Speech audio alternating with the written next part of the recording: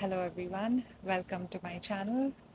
Remember in my seventh vlog I said that I'm planning to include more of these camera facing videos on my channel where I talk about a particular topic that is compatible or related to the overall theme of my channel, or just any knowledge that I feel would be beneficial to my viewers. So, this is the first of such videos. I have some interesting knowledge and personal anecdotes that I would like to share with you all today. So, let's dive right into it. The usual me would most likely be seen curled up on the couch with books like these. But lately, I've been reading a different kind of book, and it is this. Now, I've known about this author for a while now. The first time I saw her was on the Diary of a CEO YouTube channel as a guest speaker, and she shared her knowledge about many different things. And it was an eye opening interview for me because I had never heard of most of the theories that she was discussing on that interview. So I started to look up more and more of her videos online and found her YouTube channel and finally got my hands on her book, one of her books. I think she has more than one book, and it's been a game changer. I turned 33 a little over 2 months ago, and I made a resolution that I would make some serious lifestyle changes to achieve some particular goals I had in mind. I have always been the kind of person that needed to have sugar at least once in a day, and I still am that kind of person. I cannot get through a day without eating something sweet. And then I come across this person who's done the research, and she's not there out preaching some extreme theory about cutting out sugar entirely from your diet or following a healthy lifestyle where you have a slice of cake once every decade or so. She is out there telling us to consume sugar every day. It is okay, in fact, to consume sugar. But the thing that makes all the difference is when you eat that sugar. You can have your slice of cake and also reduce the amount of impact it has on your health as long as you know when to eat that slice of cake. So I thought to myself, why not try out some of her methods or the glucose goddess hacks, like they're called, and see if I notice any changes in myself. Now, in this video, I'm not going to go into detail about all of the glucose hacks from her book. I'm only going to talk about the three main hacks that I've decided to follow as a part of my resolution after turning 33. Now, what her glucose hacks essentially do, the main aim of them is to reduce the amount of glucose spikes that we have throughout the day. And that should be our goals, really, is to reduce the amount of blood sugar spikes we have throughout the day because it can lead to a lot of positive changes in our health and body. And apparently, for women, especially suffering from hormonal imbalances or PCOS, following these hacks have been real game changers. Personally, for me, the main goal I wanted to achieve by following these hacks is to curb my sugar cravings. For the longest time, I've always been plagued with these sugar cravings, and I always gave in to them and ended up feeling extremely unhealthy later on and ridden with guilt about why did I eat so much sugar? Why did I eat so many desserts in a day? So I really wanted to address that issue. First hack I incorporated into my lifestyle is to never have anything sweet the first thing in the morning as a breakfast or on an empty stomach or just as a snack in between meals. Apparently, you should only have something sweet after a meal on a full stomach so that it does not get absorbed into your bloodstream right away. Savory food that you eat before having something sugary will coat your intestinal linings, and that is going to slow down the absorption of the sugar into your body later on, which will then reduce the level of glucose spike that you're going to get later on from that dessert or sugary food that you consume. And when we are talking about something sweet, the author also means actual fruits or fruit juices. I think all of us kind of grew up with the idea that yes, fruits are healthy, which they are, by the way. I'm not refuting that fact, but when you eat these fruits really matters a lot, because your body has no way of differentiating between the sugar it gets from a fruit versus the sugar it gets from a slice of brownie. So, same with fruit juice. A glass of an orange juice is the same as drinking a glass of Coca Cola. So, really, what I started to do is start viewing fruits as desserts as well as a kind of sweet snack, which is why I stopped avoiding grabbing a bowl of cherries or cutting up some mango as a snack in the evening in between my meals when I'm feeling hungry, because that's not going to do me any good. It's just going to give me a huge glucose spike. So I started to break my fast with only savory breakfasts, and I also don't have coffee on an empty stomach because that also causes a huge spike apparently. The second hack that I've incorporated in my lifestyle is to include a veggie starter with my meals. Apparently, the order of what you eat also matters a lot.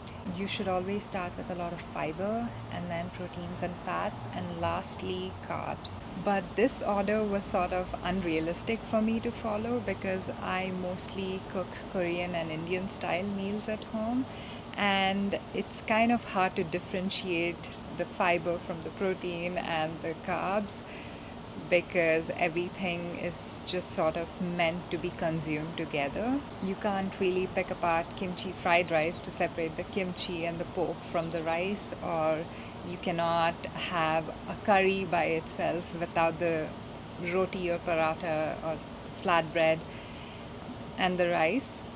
So it was kind of unrealistic for me to follow the hack of just eating certain things separately, because the pleasure of a meal comes from the different textures that you feel in your mouth at the same time. I think I was a huge fan of MasterChef Australia, and I used to watch a lot of the seasons, especially when Gary, Matt, and George were the judges. And they used to always stress on the importance of feeling different textures in their mouth from a single bite. And as I grow older now, I'm starting to realize the significance of those words. I've started to appreciate the importance of having different textures in a meal or a dish, and just experiencing different flavor profiles in every single bite. So, yes, the order I could not follow, but I've decided to include a veggie starter, which basically means something like a salad or a vegetable high in fiber that is going to coat your intestinal linings first before you consume your meal and then your dessert, so that the absorption rate of the sugars from the meal and the dessert would be slow, and hence the glucose spike would also be much less from that. Third and final hack that I've been following is movement after every single meal. After a meal, if you just take a walk or clean something or do any type of physical activity, it's going to significantly reduce the amount of glucose spike that you're going to get from that meal. So, after every meal, I've tried hard to fight the urge to just continue sitting on the couch, and I force myself to walk up and down the stairs at least twice after a meal, and that has helped me a lot.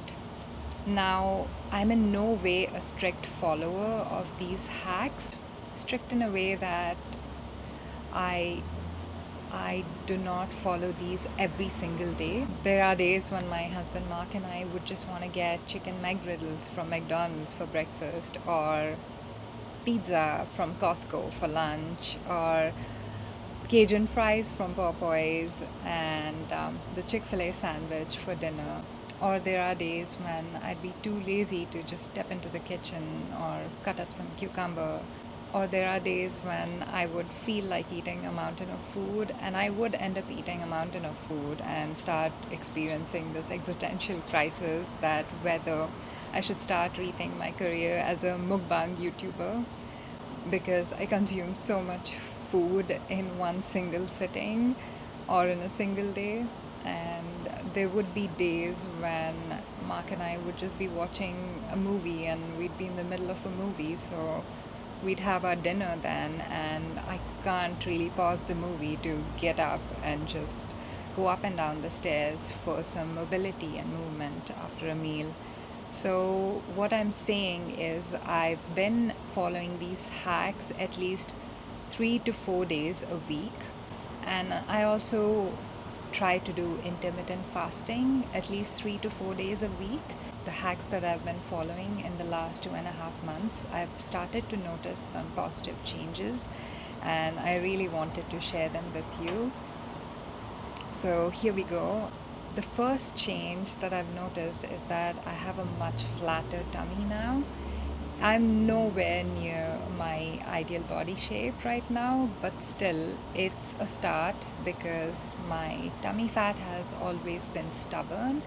I've always had a hard time losing it, but I'm starting to see a huge change in that direction. So, hopefully, maybe in a few months' time, I would have more significant results and I could do a before and after video perhaps to show the the changes.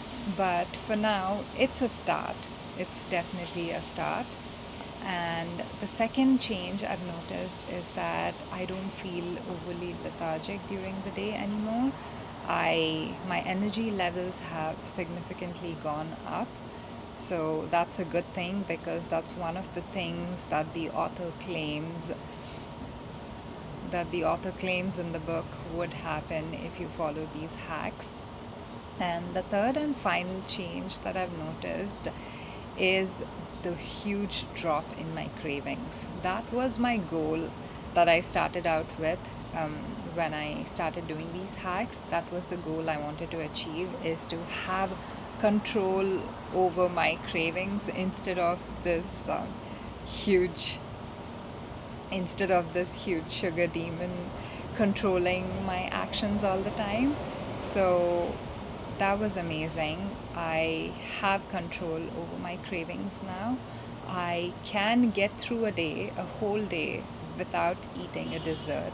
I'll admit that most of my days do not fall into that category because I still eat something sweet every day. And by sweet, I'm also considering whole fruits as desserts now, because I've also started viewing fruits to be as satisfying as a piece of cheesecake.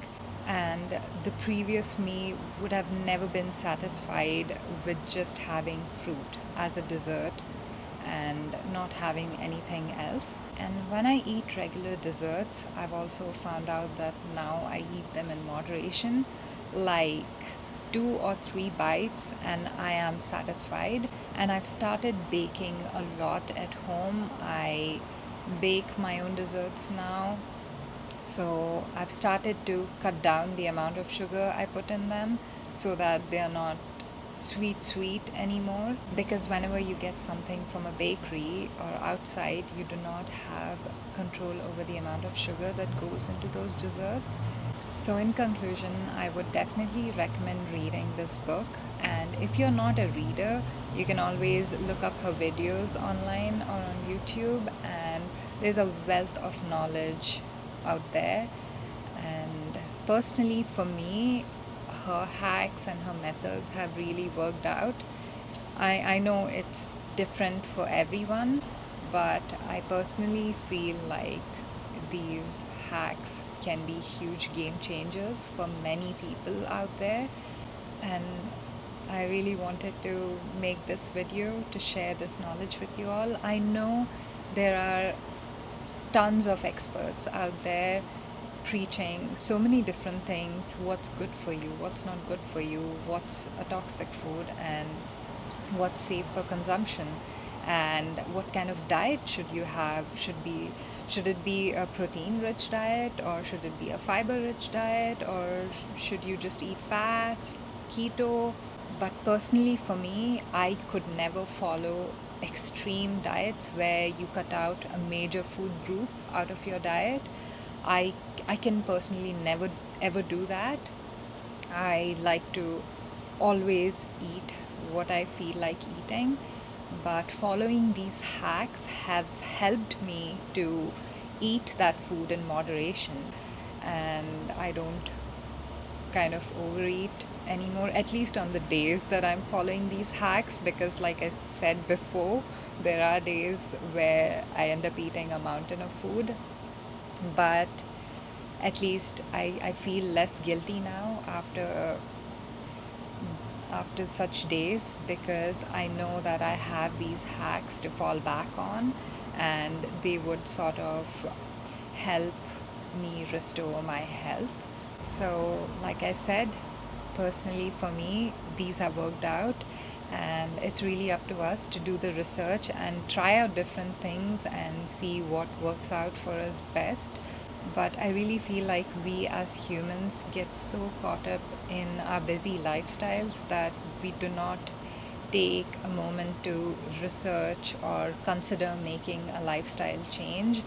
We get caught up in the routine and following the same routine day in, day out, and we don't really think of making major lifestyle changes that might be beneficial for us. So, hopefully, this video inspires you to consider making some changes in your lifestyle. I'm a huge introvert, and I would rather stick to silent vlogs that I have on my channel. Most of my subscribers would know that most of the videos on my channel are just silent vlogs. So if I'm uploading a video like this where I'm making you listen to me talk endlessly about something, that means that I really believe this information will not be a waste of your time. I do not like wasting people's time. So hopefully you enjoyed today's video or learned something new. And if you liked this video, I really hope that you do not forget to hit the subscribe button, because it would mean a lot to me and it would also help me to grow my channel.